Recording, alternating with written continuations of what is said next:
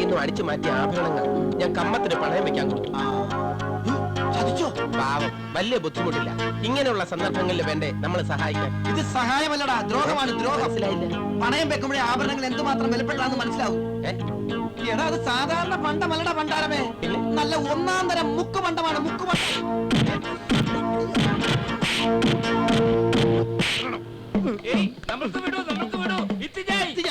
ഒരൊറ്റ ഇടിവെച്ചെന്നാലുണ്ടല്ലോ മുക്കുപണ്ടെന്ന് പറ്റിക്കാന്ന് വിചാരിച്ചോ? മുപ്പണ്ടമോ?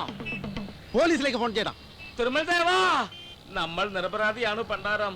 നമ്മുടെ വീട്ടിൽ വാടകയ്ക്ക് താമസിക്കുന്ന പയ്യന്മാരില്ലേ, അവർ നമുക്ക് തന്നതാണ് ഈ സ്വർണം. നിങ്ങൾ നമ്മൾക്ക് പോലീസിൽ പിടിപ്പിക്കരുത്, ബ്രഹ്മഹത്യ പാപം ഉണ്ടാകും. ആ പാപം ഞങ്ങളൊക്കെ സഹിച്ചോളാം. ഓടാ. എനിക്ക് എന്തുമാത്രം ഹോൾഡ് ഉണ്ടെന്ന് സാറിന് അറിയാമോ? നോർത്ത് ഇന്ത്യയില് ഹോം കെയറിന്റെ ഏജൻസിയുടെ കാര്യം ഞാൻ ഏറ്റു. അത് ഞാൻ മാത്രം വിചാരിച്ചാ മതി സാറേ. സൂണ സാറേ, ഞങ്ങളുടെ ജോലിക്കാരി എന്തായി? ആരും വിഷമിക്കണ്ട, ഞാൻ മിനിസ്റ്ററെ വിളിച്ച് ഇപ്പൊ തന്നെ. ഒന്നും പറയണ്ട, രണ്ടിലൊന്നും അറിഞ്ഞിട്ടേ ഞങ്ങൾ പോകുന്നുള്ളൂ. എനിക്ക് അല്പ തിരക്കുണ്ട്, ഞാൻ ഇപ്പൊ തന്നെ വിളിച്ചു.